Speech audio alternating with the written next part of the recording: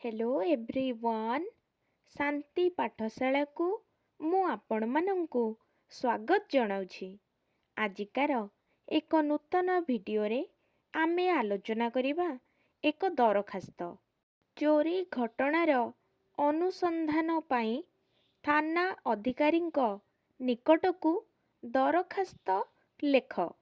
जदि एबे पर्यंत आपण चैनलटी को सब्सक्राइब करि नाहंती तेबे सर्वप्रथमे सब्सक्राइब करनियंतु एवं पाखरे थिबा बेल आइकनटी को प्रेस कर दियंतु जहा द्वारा वीडियो गुड़िकर नोटिफिकेशन आपण सर्वप्रथमे पाई परिबे। तेबे चलंतु वीडियोटी को आरंभ करिबा। माननीय श्रीजुक्त ब्रह्मपुर सदर थाना अधिकारी ब्रह्मपुर महोदय समीपेशु विषयटी चोरी घटनार अनुसंधान पाई दरखास्त।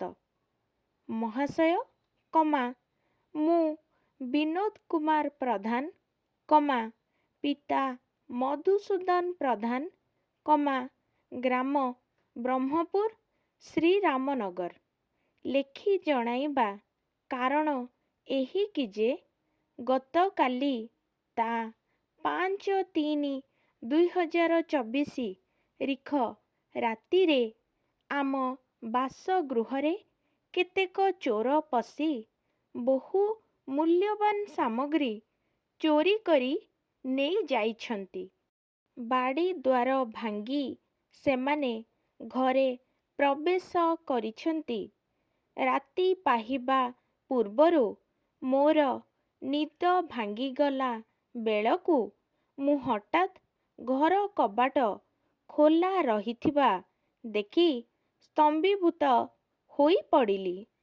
घरर आसबाब पत्र सबु एणे तेणे बिछाड़ी होई पड़िथिला।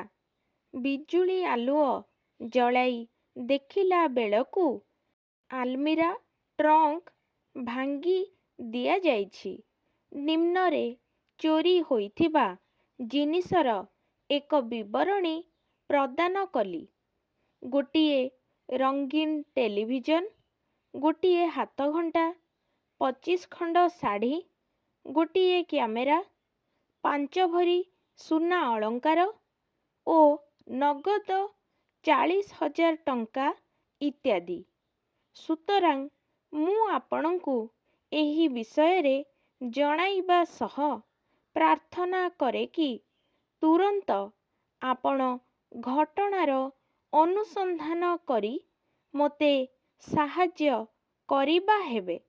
इति आपणंकर विश्वस्त विनोद कुमार प्रधान। ब्रह्मपुर तारीख 6/3/2024।